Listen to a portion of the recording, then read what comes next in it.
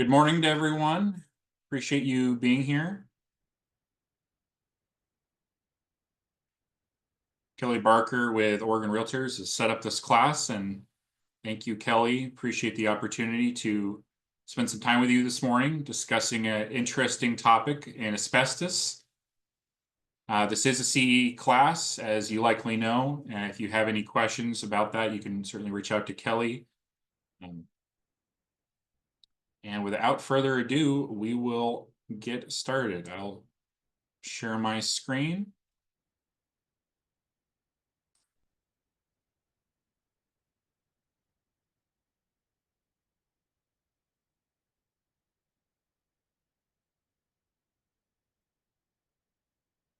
This class is Alpha Environmental Services presenting on asbestos testing and abatement in real estate. It's very long-winded, but the whole goal here is that we communicate as much as we can in a 1-hour session about asbestos, how it's relevant to you all in the real estate community. And I usually like to mention up front, if you have questions, feel free to use the chat feature or the hand raise feature, and I'd love to have those answered during the class, even if it's something that we're going to discuss and go over in more detail later. I realize that that's why you all are here, is you probably saw that hot button word asbestos and had some questions. So we want to make sure to get those answered. And without further ado, we'll get started with the actual presentation. Just a very little bit about me. My name is Zachary Goodman. I've been with Alpha for about 17 years and in the environmental industry close to 20 now. I've managed several projects in a variety of different areas of our business. One of the advantages of our business is we deal with a lot of different types of regulations, not just asbestos, but things like underground storage tanks, sewer, mold, and now we're actually in the water and fire mitigation industry as well. So we have a lot of different experience, and that I hope will come across as being helpful. The environmental field, a lot like real estate, is an evolving industry. And so with the experience that we can offer, hopefully we can communicate a little bit about why asbestos is relevant to you all in the real estate community, and especially how it affects your real estate transactions. Our general goals for this course are to provide an overview of asbestos. That includes everything from a basic and very sciencey background. We'll try to get through the sciencey part of the presentation as quickly as possible, but it is relevant, and it's relevant because of the health effects, which you likely have heard about. There's its development and use in terms of why is asbestos now a question? Why is it something that we are dealing with? And then we'll get into the areas that you're probably most concerned with. What are asbestos inspections and surveys? What does that look like? And what are the asbestos regulations? And how does that pertain to abatement or removal? How is that addressed?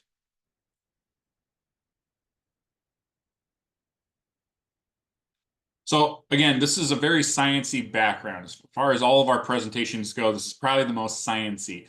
But I hope that it helps because when we talk about asbestos, especially as it relates to real estate, we don't want it to be a thing to have fear of, other than to be aware that it is something that's present. It is present in a number of different houses, and it has relevance because of the health effects.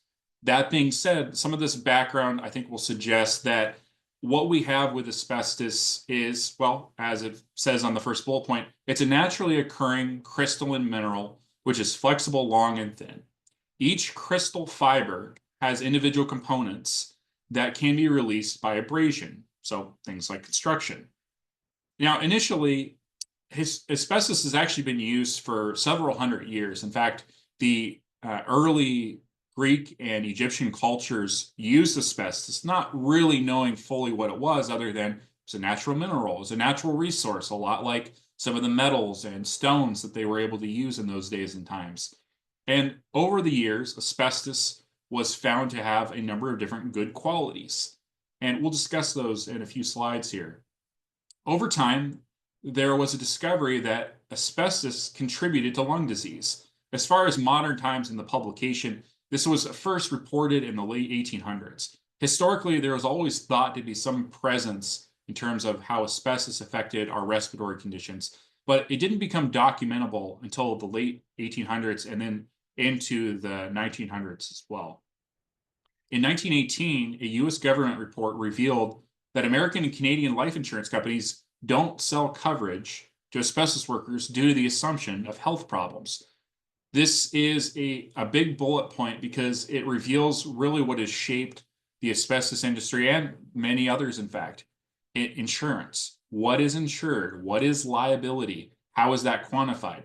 And these companies in America and Canada realize that those people that have been exposed to asbestos typically had health issues. They may not have known that it caused the issues that we now know today that it does, but they realized that there were some issues. So insurance actually is the big proponent initially of why asbestos regulations came into effect and how the process unfolded.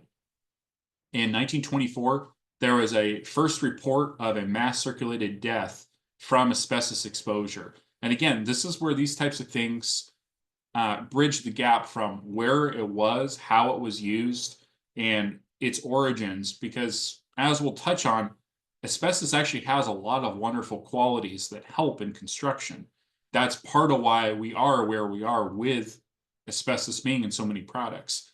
But once, with like many other things, it's found to have health issues, that puts a stopping point for how it's regulated and how it's used.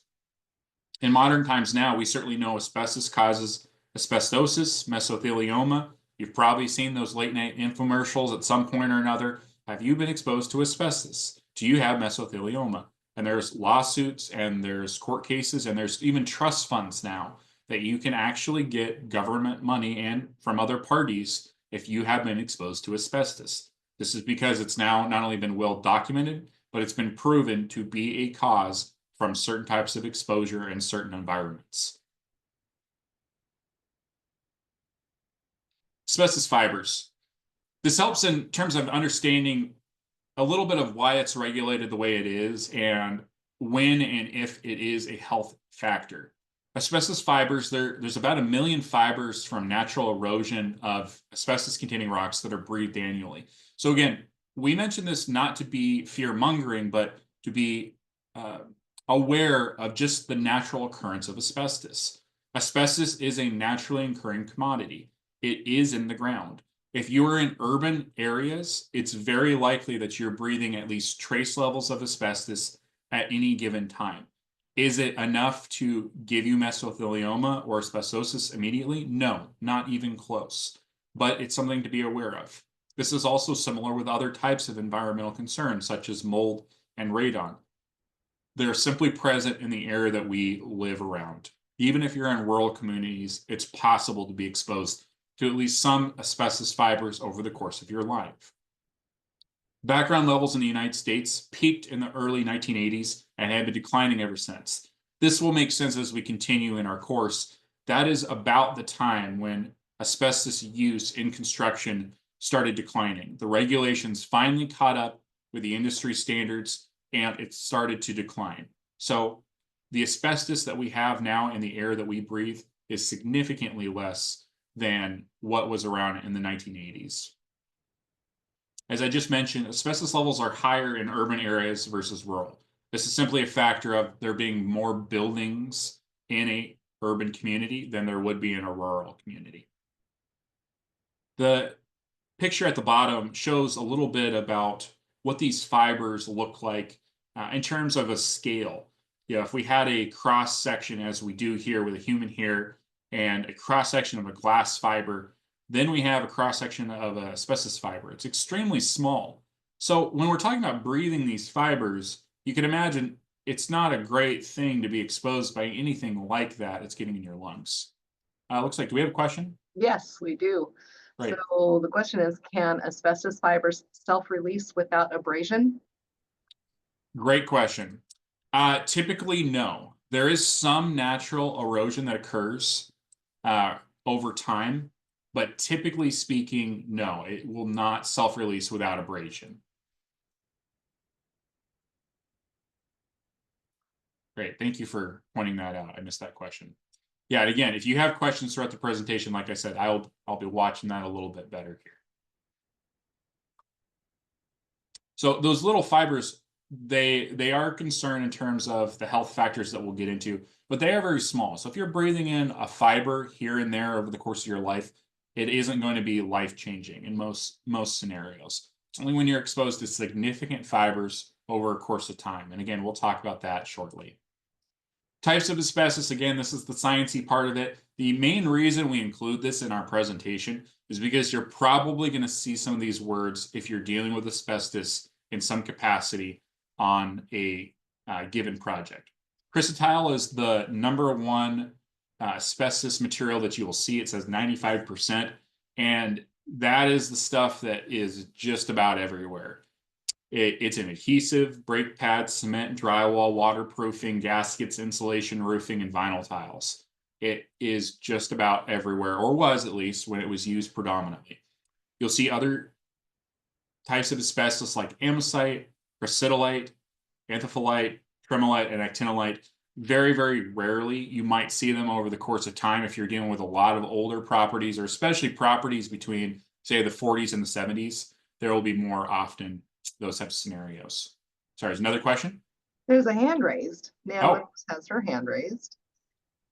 And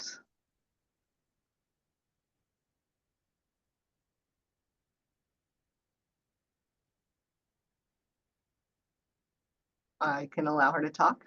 Yeah, that'd be great. Okay. Thank you. Hi, Nan. Go ahead and unmute.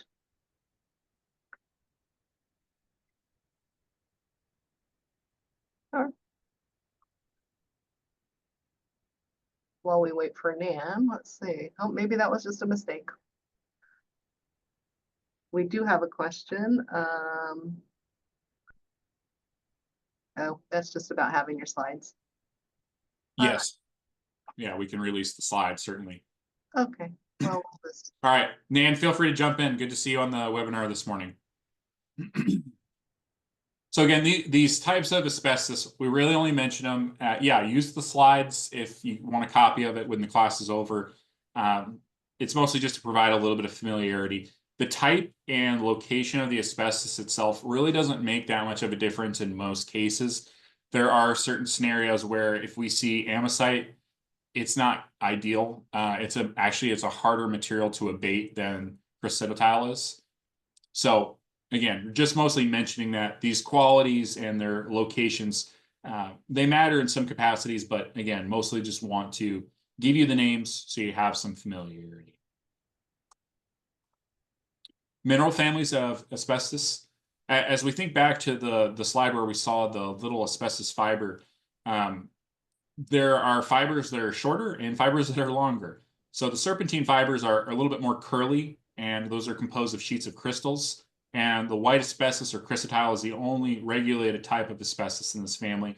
So again, it kind of goes back to asbestos is a naturally occurring component, but there are actually types of asbestos that are not regulated at all because they haven't been found to be as present in construction industries, and therefore there's not as much of a need to regulate those. There's also amphibole types of asbestos. These have more needle-shaped fibers. They're smaller and sharper, and these include the other types of asbestos. They don't dissolve so much readily in water, so they can't be as easily removed from the body. They contain iron, which can react with oxygen in lungs and damage lung cell DNA. Oh, looks like we got a question here. Maybe you'll cover this, but asbestos still used in drywall, etc. today. So great question. It is not today used in drywall. That being said, the regulations for asbestos require that any testing for a house built on January 1st, 2004 or previous, that asbestos testing be done because there's the hypothetical. Have I seen any houses from the 90s and early 2000s? I think I might have seen one. It's extremely rare.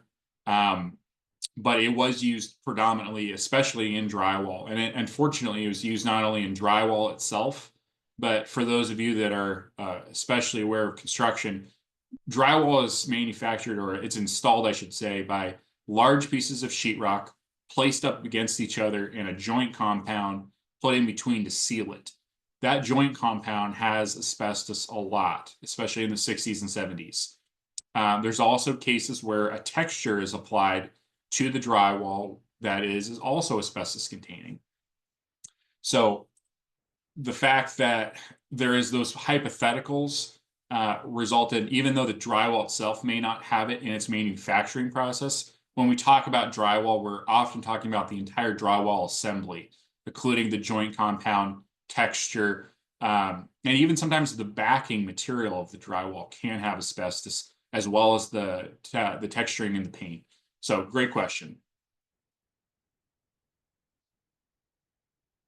Vermiculite, here's one that will be, I'm sure, helpful to you all. You notice we didn't talk about vermiculite being asbestos containing. Well, that's because vermiculite technically is not asbestos containing. It's actually very similar. But, and I have a quotation here from EPA that may be helpful in terms of kind of defining what it is and why it's dealt with in the way it was. So vermiculite is a naturally occurring mineral that's composed of shiny flakes that's similar in mica. You've probably seen it up in an attic at some point, or a picture like the one on the top right of the slide. It's shiny. It looks like shiny kitty litter. Somebody spray painted some gold flakes on it or something. Now, it's not actually asbestos, but the EPA found that there was a mine in Libby, Montana. Libby, Montana is a hot button item when we're talking about asbestos, because that is where most of the asbestos in the United States was manufactured. So a mine near Libby, Montana was the source of 70% of all vermiculite sold in the US from 1919 to 1990. There was also a deposit of asbestos at that mine. So it's logical from a government standpoint that vermiculite was contaminated with asbestos. It's so logical, in fact, that the EPA says you should assume that vermiculite insulation is from Libby and treat that material as if it is asbestos containing by not disturbing it and by using a trained professional if it needs to be removed. And while you can hire a trained professional to test your attic for asbestos, this might be expensive, and depending on the results you use, it might give you erroneous results. Well, this is great. I see the question here. I'll answer that about vermiculite and potting soil too. So this presents a bit of a problem for real estate. You often need documentation in real estate, which is logical, whether or not something is an issue. Unfortunately, with vermiculite, it is very easy to test it and have that testing be non-detect for any asbestos-containing particles. Because vermiculite is not in and of itself asbestos-containing, it's difficult to test. And as you can imagine, with all those little granules, there's a strong likelihood that somewhere in that composition that there are asbestos fibers that, as we've already seen, are kind of long and stringy, that it's adhered to those vermiculite particles. So when we test it, we often do a special type of test where we grab actually about a quart-sized bag of vermiculite, and then it's saturated and drained off so that if there are any asbestos fibers, they're actually pulled from the vermiculite to test. So all that to say, we do recommend what EPA does is treating vermiculite like asbestos containing, but we also realize in the real estate industry, it's very difficult to prove that it's asbestos containing, and that may affect your negotiations. So question about vermiculite being used in potting soil. Yes, it is used in potting soil. It's a great thing to use in potting soil because it allows for that drainage.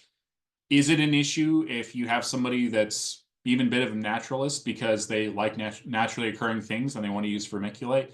No, there's really not a lot of issues for gardening with using vermiculite. I wouldn't go as far as saying I would recommend it, but the likelihood of that vermiculite having asbestos fibers that adhere to your vegetables that you then eat is fairly low. So that's in part why it's used in potting soil. And because it's not in and of itself asbestos, it's not regulated in the same way. So great question there. So a little bit of development and use, and this is maybe a slide where I'd like to say that this is a history of where we are, and why we are where we are. And the long and short of that is, well, asbestos is actually a durable, inexpensive product that is resistant to fire, water, electricity, and as we already noted, it's a natural product. That sounds great. That's like magic almost. And that's really how the industry looked at it. If you have asbestos, it's like the best stuff ever. It would improve virtually everything.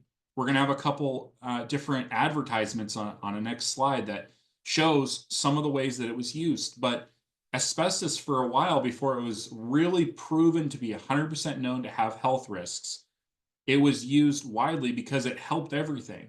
We already talked about the drywall a little bit. If you are a drywall installer and you want to make sure your drywall stands the test of time, you're going to do things to help with that. Well, the joint compound is really the only weak point of drywall. So those two pieces that are up against each other, by putting that joint compound in the center, that allows for the drywall assembly to be stronger over time. Same thing with the texture. If you can put a little asbestos into your texture, that is actually a good idea because it was resistant to electricity, it was resistant to water and to fiber and to fire, and it would stand the test of time. So if you were working in the construction industry, it was not viewed as a negative from especially the 40s through 60s when it was in most high use. Now, the next bullet point kind of notes this. Uses for asbestos from 1900 to 1970 became widespread until the reports from EPA and other agencies found that these health risks from exposure to asbestos were present. So, we're going to talk about this a little bit more in terms of timelines. But if you have a house that you're either representing a buyer or a seller on, and it was built in 1970 and previous, very good possibility that it has asbestos.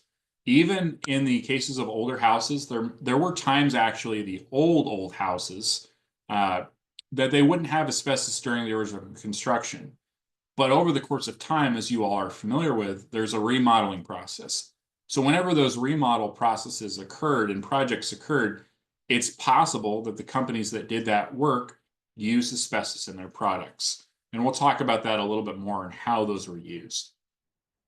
Some of the products, and we're going to talk about this quite a bit, just as a way of saying asbestos is just, it was just used a lot. Asbestos products included building materials, kitchen use, and automotive parts, protective equipment for firefighting, and even different types of protective equipment for working conditions. So health effects. Here's got a couple things here. First, there are the advertising snippets, if you would, on the right side. This is literally how people approach asbestos. You want the best product, get the stuff that has asbestos. You see the one at the top right says asbestos baking paper sheets. Can you imagine now in our day and time using asbestos and baking it right into your products? No. But at the time, this is what was out there. Looks like there's another question here. Let's go ahead and answer that. Can you provide information about drywall, asbestos, and compound and backing through 2004? My understanding was that it was banned in 1977. I've had a family member argue this with me. I'm looking for resources that show otherwise. So probably the best piece of arguing advice that we'll touch on later is it was legal to import asbestos up until last year into the United States. Legal. It was finally banned towards the end, or excuse me, it was about May of last year. Now, was it used? No, there were rules that said basically once there was a ban from EPA in 1978, there was a process of getting rid of your stuff. So basically, the manufacturers had times to sell out their products, to deplete their stores.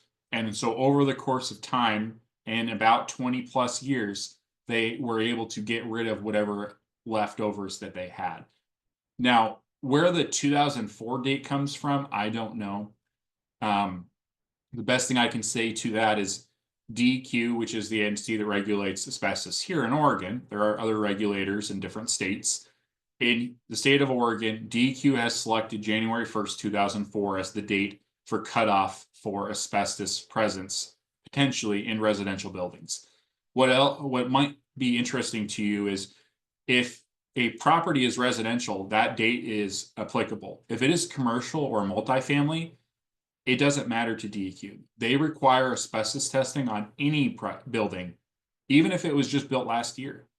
they require that testing for whatever reason. That's the way they've chosen to regulate it. They probably have a reason. I don't know what that reason is, though. So hopefully that answers some of that processes. It's unlikely that it would be present again, especially into the 90s, but I've definitely seen 80s drywall come back asbestos containing. In fact, I would say that it's even possible, maybe even a little bit likely, that in certain types of applications it was used. Question about asbestos in terms of its importation, how it's used. Most of the time when it was imported up until last year, it was used primarily in a single product. It is used in brake pads for vehicles. I'm trying to think of the term that it's used. There's a name for it, for those brake pads, but basically it's an organic brake pad, and that's how it's advertised, is or the organic brake pads. Those are the really good ones, and they're really good because they had asbestos in them, and do. As far as I know, those are not being sold anymore. But that was the primary use for how it was imported previously up until last year. What they're doing now is there's other brake pads and options. So I think that was kind of the last product and part of why it was removed. So hopefully that answers the question here. So the other advertising in the bottom left here, again, asbestos wicking. It's helpful. It saves fuel, work, time, and worry. This is just how it was used. So again, this isn't meant to poke fun at previous generations. They simply didn't have the science and perhaps the publicity that we do now. They thought they had found a material that was really helpful, and in fact, they did. They just didn't realize exactly all the issues that we now know. So health effects. And this is a good transition for us. If asbestos materials are in good condition, it is generally considered not to be an issue. We really want to emphasize this not only on our presentation here, but in general in the industry. We get a lot of questions about, oh, if I have asbestos in a house I'm moving into, I should probably just not go through the transaction, right? And to that we would say, no, of course not. If you like the house, don't let asbestos be the reason you don't buy it. Unless the asbestos is truly in terrible condition and the house has been that way for many years, it really shouldn't even be a consideration. Asbestos is actually fairly easy to remove. It's even fairly easy to remove from the air. There are processes in which, when we get to the abatement slides, we undertake so that the fibers that are residual in a building are removed to a point where it's about as safe as you can get. And quite frankly, it's probably safer than the air that you're breathing outside. So that's something that we really want to emphasize. It was suggested earlier, does asbestos fibers, do they become released over time naturally? And they really don't. There are cases where they will, but those are extremely rare. In building materials, they do not vaporize into the air.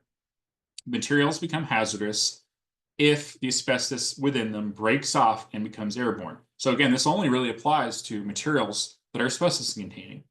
Fibers can become airborne when asbestos containing materials are disturbed by product use, building maintenance, repair and remodeling, and demolition. And those are really the four main areas that DEQ looks at for regulation when it comes to construction. A little bit more on the health effects. And again, this isn't meant to be a concern of the fear of being exposed to asbestos, but just so it helps you to know kind of what we're dealing with asbestos here. I see a question here. Let's answer that now. Was there a huge recall of drywall coming from China several years ago due to asbestos? I did hear about that. As far as I know, I don't believe it was actually asbestos. I heard more about formaldehyde, which is its own separate topic in class. As far as I know, there wasn't anything from China that had asbestos in it, but I could be wrong. There's a lot of information out there. And again, that could be where DEQ got their date from. I don't know about that, but it is helpful to know that there is that potential of asbestos because of different storage, and we'll get to that in a short slide here. The health effects primarily are when we breathe in asbestos fibers over the course of time. If you remember back to that slide with the little fiber, because it's a long fiber, when it gets into your lungs, actually down to the kind of the initial oxygen transition point, those fibers really don't have anywhere to go. Once they're in there, it's hard for them to come back out. They get trapped in your lungs. It's a little scary thinking about it, but remember that when you're exposed to one fiber, it's almost impossible to have an issue from just that one fiber. It's a large amount of fibers over a long period of time.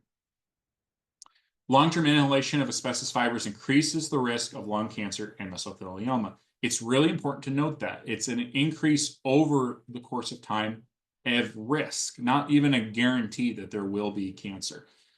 This is probably a good point to mention this. Most of the regulations that are in place and most of the court cases where there have been concessions made by the military, among other entities, in terms of asbestos exposure, are based on a 30 to 40 year exposure period.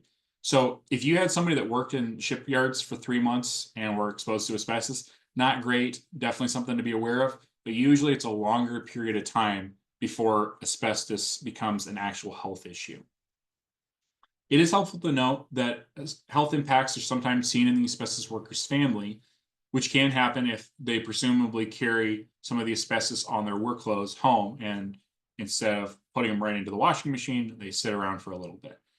So one of the things that I know a lot of our workers do, even though they're not directly exposed to asbestos in nearly the same way, is they'll wash their work clothes every single day to avoid that. Enlargement of the heart can occur as an indirect effect from increased resistance of blood flow through the lungs. Again, these are just ways that the asbestos can affect people. I think it's helpful to have the information, and then from that point of knowing the information, being able to discuss it as a relevant point among the entire conversation that we're having, like with this 1 hour presentation.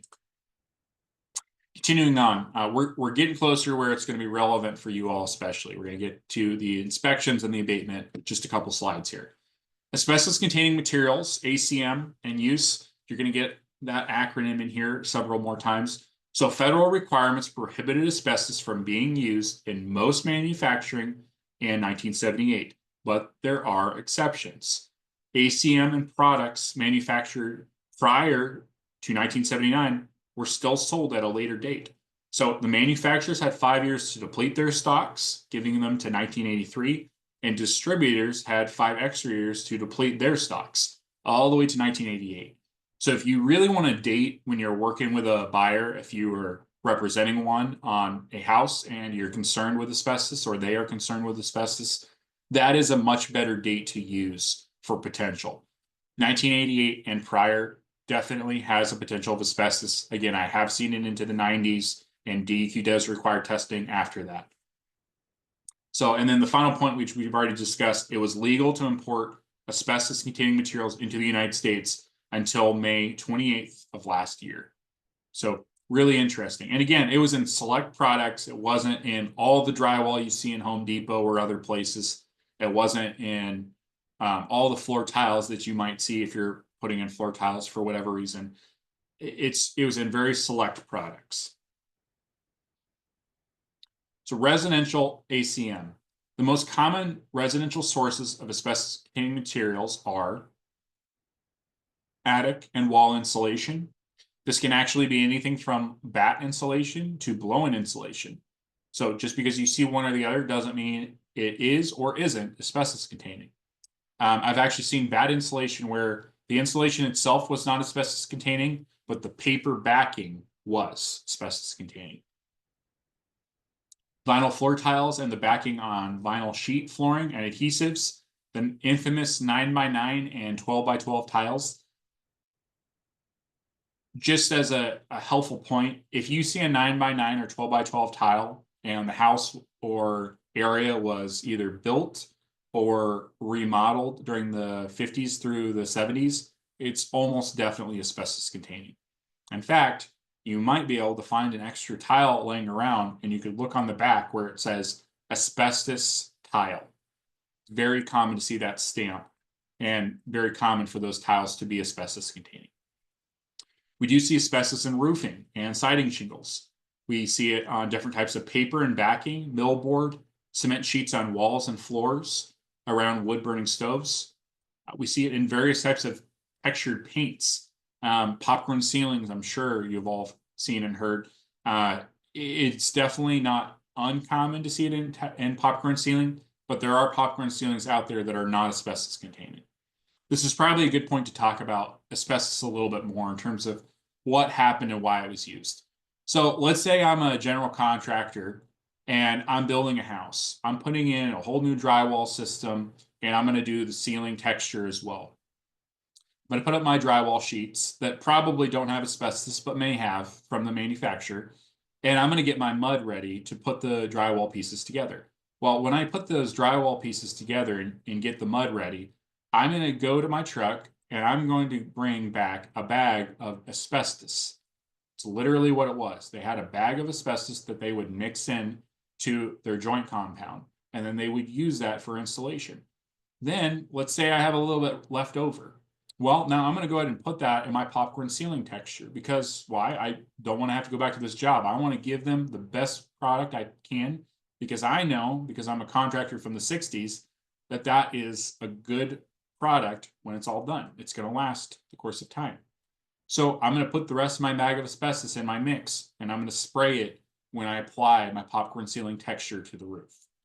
So that's why we have asbestos. And that's why it varies so much from site to site.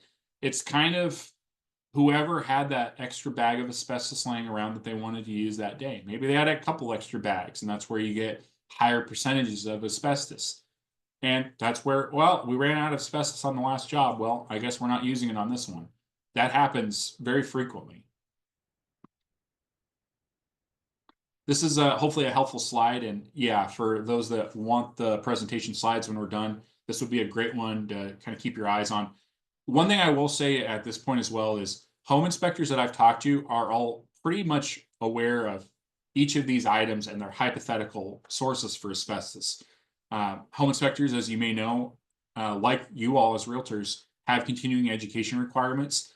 And so when they do these classes, including perhaps this very class, they review possible scenarios where asbestos materials could be present. Are they going to do the testing themselves? Most of the time, no. But if they're doing a home inspection for you, that might be a good way to start when you're talking with your client about whether asbestos testing should be done. And we'll get to why that would be helpful in a couple slides here. So asbestos, it could be in the siding, as we talked about. Roof felt, it is actually sometimes used in siding.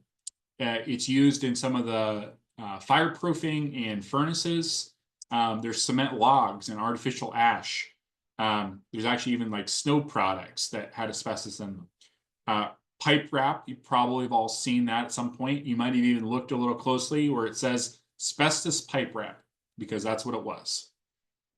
See it in different types of gaskets and elbows around piping, around furnaces. And you might see it, as we talked about, in insulation and even different types of fuse boxes. There's a particular type of electrical systems that we often see some of the components being asbestos containing. We've talked about flooring already, the floor tiles and linoleum, and certainly the drywall. Inspection for possible residential sources may include all of these, as well as perhaps others. Question from Val. Hi, Val.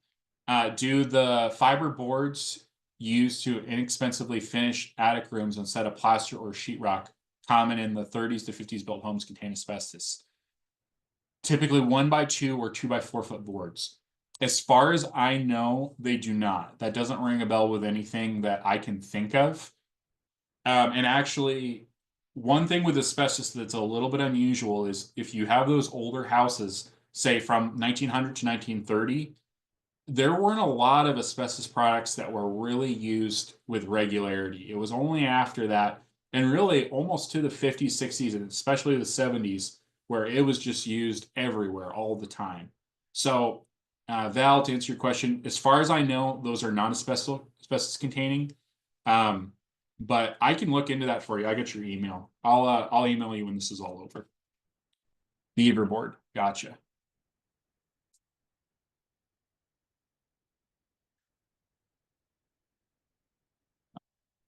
You're very welcome, Val. Commercial and industrial sites, they might have different areas for inspection as well. So, we've looked at this slide here. Sorry, Pam, that was called Beaver Board. Beaver Board. Commercial properties might have different additional components than what you see here on a maybe somewhat standard residential building. And that's in part perhaps why DEQ is so concerned with commercial application is it's just a little bit different of an animal. And so because of that, the testing requirements are a little bit different. I'm going to jump through this slide. We've already looked at this, but again, I like pictures. I think they're really helpful. If you want the slides again, you'll have this in the class notes. Another question here. Are there any regulation or requirements for landlords to test for asbestos in residential rentals? As far as I know, there are no requirements for that. The only requirements are when asbestos is actually and definitely going to be disturbed by a renovation or demolition activity. So, asbestos news for Oregon. In 2015, Oregon legislator started really pushing these asbestos rules, in part because of the push from DEQ. We've touched on this already, but those included non-commercial buildings constructed after January 1st, 2004 are exempt from survey requirements. That is the only scenario. If you have a commercial property, if you have a quadplex, you're okay. But if you have any more than that number of units, it's considered multifamily and commercial, even if it was built in 2005 and after, or even 2004 and after. DEQ has also hired multiple enforcers for asbestos. This includes contractors, landfills, and homeowners. Landfills are also required to provide additional documentation to DEQ for disposal and verification that disposal materials are not asbestos containing. So this is all to say the regulations have made this much more difficult. It's not us as a contractor. We are not the DEQ and we are not the asbestos police, but we are held to a high standard, and DEQ is hunting and looking for companies to make an example of. This is a slide that shows there's an actual article that was published by Oregon Association of Realtors in 2018. Among the things that were noted in that publication were residential renovation survey requirements. So this answers one of the previous questions there. All houses and other residential buildings constructed prior to 2004 must now have an asbestos survey conducted by an accredited inspector prior to demolition and renovation activities, with the main exception being owner occupants doing their own renovation work. That really sums up the most of the applicable rules for you all as realtors and people you're talking to about property transactions. If you have a buyer that's going to move into a house and they're savvy and they can do abatement themselves, they are legally allowed to if it is their single family residence that they are moving into. If it is a rental, they are legally not allowed to. There's also requirements now for labs that are more strict. Thankfully, there's a number of good labs locally, but that is a good reminder. If you're bringing a sample into a lab or bringing it into us, you should certainly ask, are you certified by DEQ to make sure that you can do this asbestos sample in a way that won't hem me up if I go to do a construction project. So surveys and inspections. Thinking back to those two slides where we had a picture of the building, it would make a difficult scenario if you have a buyer that says, I want to make sure my house that I'm looking at buying doesn't have any asbestos in it. Because the only way to do that is to go through and test every single thing that was in those two pictures. Test the roofing, test the siding, test the flooring, inside and outside, basically anything that could be considered asbestos containing. If you do that, your client is going to spend a decent amount of money. We'll go over pricing in a little bit greater depth in a couple slides here, but basically a regular survey for a residential house, it's probably going to be at least $1,500 from just about any company that's out there for a full property survey. So in a lot of cases, what we recommend instead is talking to your home inspector, seeing what they identify as a possible suspect material, and also talking to your client. See what kind of renovation property projects they're going to be doing over the course of time, so maybe they can do some of that testing up front. All commercial buildings must have a asbestos survey done. We've already talked about that. And a copy of that survey is really supposed to be on site for any renovation and demolition activities. So with the way the regulations are now in place, DEQ isn't some mastermind where they have this database of every renovation, every permit pulled for additions or changes in construction. At least not yet. What they typically do and where they become aware of these types of issues are neighbors or tenants. When there are situations where someone is aware of construction being done and they call DEQ and say, hey, I see dust in the air and I'm worried about asbestos. If they make that phone call to DEQ, DEQ not only has to go out to the property, but they will go out to the property, and generally pretty promptly. So those are the scenarios where DEQ usually becomes aware of a site. Now, if you're out in a rural community, there's a very good chance you can do a renovation activity without any asbestos testing, and you might find all the ways to get around all the rules. Not saying that's not possible. What I'm saying is if you're in an area where you're going to do a project that is either renovation or demolition, the regulations are such where it would be prudent to at least be aware of them. If you do a renovation activity and there is an asbestos testing done and DEQ finds out, they will not only go after the contractor that was hired, but they will go after the homeowner. And usually the fine to the homeowner is the exact same dollar and type of fine that they give to the construction company. So again, it kind of behooves you to know what the rules are, because just because you hire a friend of a friend that's got a great construction company doesn't mean they are aware of all these construction rules. And quite frankly, from my conversations, most contractors are not 100% aware of all the rules. Pamela's got a question about what type of testing would be required for a complete demo within an urban growth boundary. So in that case, it's called the demolition survey, and it is a comprehensive testing of everything in the building that is basically not wood or glass or metal. Even if the only scenario where it wouldn't be required in that way is if it's built after 2004. And then there are still scenarios where the landfill or the Dropbox company, often it's the Dropbox company, they're going to require a survey to make sure that their behind is covered against that possibility. So yeah, 1931 built house, it's going to have to have a full demolition survey. You're probably looking at least somewhere between 10 and 20 samples, and probably more than that, because that era of house, it's probably had several renovations. So there's going to have to be a lot of samples. And demo surveys are harder to get around, because if you file, especially if it's in the city of Portland, when you file that demo permit with the city, they require a demolition survey to be submitted to them with the application for the demo, and they're going to require that to be completed. So good questions there. So survey, I'm going to jump through this a little bit quickly so we can make sure to get through everything we need to. Question for Corvallis. Yes, Corvallis is pretty up to date on the environmental rules. They're going to require a demolition survey to be done, and they will require, they'll require a demolition survey to be done. And we do provide those in Corvallis as well. I'm actually in a town about 15 minutes from Corvallis right now. So asbestos surveys and inspections, again, I'm going to jump through this a little bit quickly.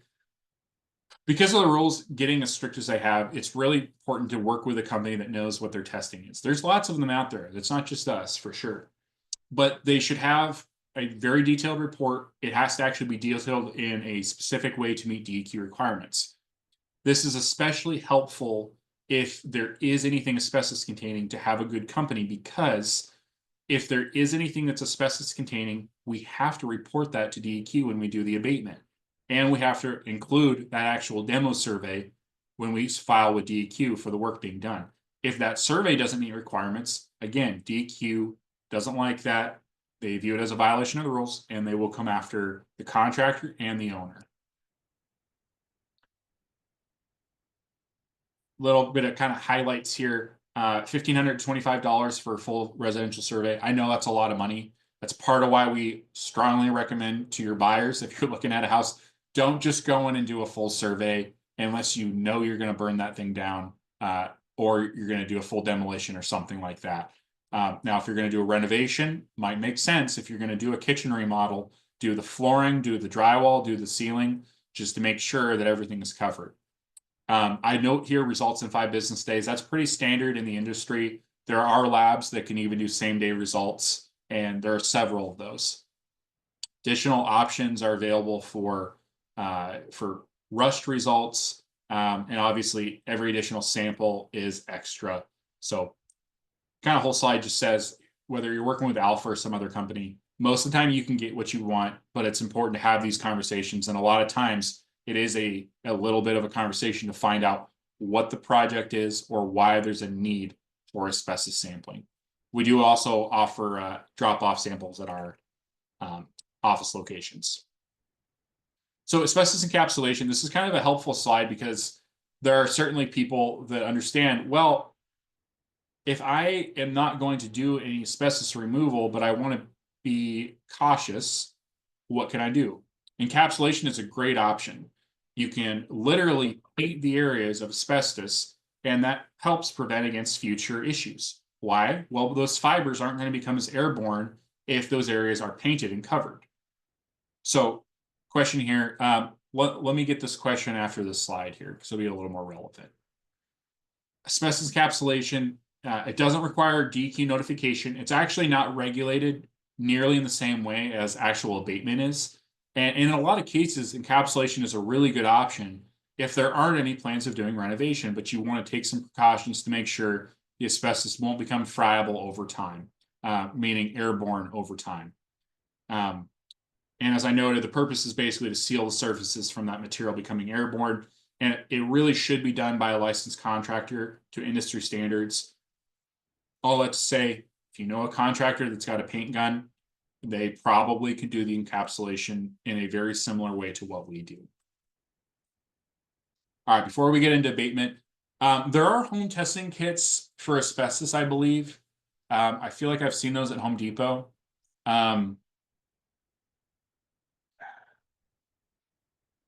But now I'm kind of second guessing myself. I don't think there would be, because the way asbestos is tested is usually we grab a sample and we look at that material under a microscope. And if that microscope view has an asbestos fiber in it, then it's considered asbestos containing. So I don't think there is a home testing kit, but there are a lot of labs. For those all across the state, I saw somebody down in Bandon. I know of a company down in Bandon that does asbestos samples. If you're anywhere else in the state, I probably know of a lab or a company within 30 minutes of you. Most of the labs are local to the bigger cities, Eugene, Salem. I believe there's one down in Medford, Portland, obviously, but I don't believe there's any home testing kits for asbestos specifically like there is for lead. Now, asbestos abatement, there is a notification process with DEQ. You probably have heard that from a contractor saying, hey, we're 2 weeks out, but it's not our fault. Well, yes, actually DEQ requires a 10-day notice. They do allow, especially more often these days, a emergency rush on a job, including for scheduling purposes, but there will be an additional fee. The big things I want to touch on with asbestos abatement is that it really is a hazardous area. We get questions sometimes, can I be there? I don't have anywhere to go while you guys are doing abatement. Is it okay if I pull up somewhere? Yes, it is, but it is a hazardous site. You could not go into containment. You really should not.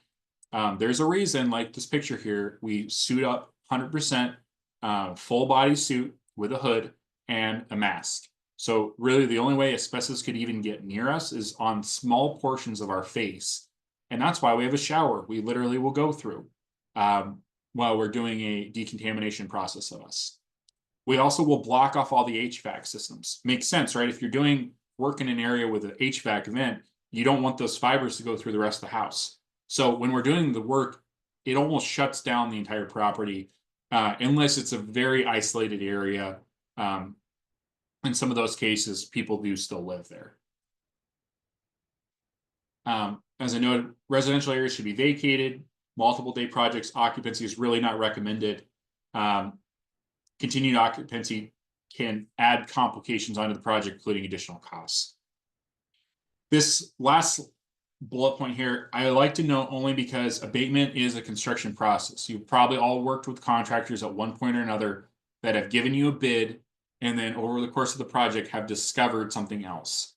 Asbestos is no different, and unfortunately, asbestos is often worse because the first layer of material that we know is asbestos might be found and discovered and bid on to remove, well, there might be a second layer of asbestos right underneath that. And unfortunately, the removal process basically starts the whole clock over again, meaning you can't pull multiple layers at the same time in every case. Sometimes we can. And going back to the survey question, it is really helpful to go with a company that knows how to do a good survey so you don't run into those scenarios. You get everything identified during the survey that could be asbestos containing. Documentation submittals are required for virtually every aspect of the project. This is just how DEQ is approaching everything. The initial sampling has to be documented. DEQ notification for work has to be documented. During the process, you're going to see signs like this on the project. If you don't, I would strongly recommend not using that contractor again, because they're going to get you and them in trouble. Everything has to be filed with DEQ as well. So even slight nuances of changes actually can increase in additional costs. Now, here's a slide that's really helpful, I think, because you're going to get a question, and we get a question frequently. How do I know this area is safe when you're done? Well, there is actually a clearance sampling process that's done on most projects. Not every single one, because legally it has to be above 160 square feet for clearance to be required. And what that is it's actually testing the air inside the work zone to make sure there's no asbestos fibers. So hypothetically, if there's a minimum or zero asbestos fibers in the work area after abatement's done, then logically the air outside of the containment area would not have asbestos in it. And that is typically the case. So following that clearance, it's virtually considered safe and clear of asbestos fibers related to that abatement work. Question here, who is responsible for an asbestos fiber traveling through the air to an adjacent residence? Great question. It is the homeowner and the contractor doing the abatement. So if there are any asbestos fibers that travel next door, yeah, it's the homeowner and it's the abatement company doing the work. And I know it sucks that the homeowner would be held liable, but that's how DEQ has approached everything asbestos containing, is they put the responsibility on the owner to do their due diligence to make sure they have a good company that's doing the work to Oregon state law. Documentation's maintained, and it should be provided for pretty much any scenario, especially for real estate. We always provide a summary report just stating what we did and how it was completed. I believe that's pretty common in the industry. So that actually is exactly where we should be. That's the end of the course. I know this is very literally a down and dirty class on asbestos. We didn't cover several things we could have, but in the interest of keeping it a 1 hour class, that's where we're at. If you have other questions, feel free to email me.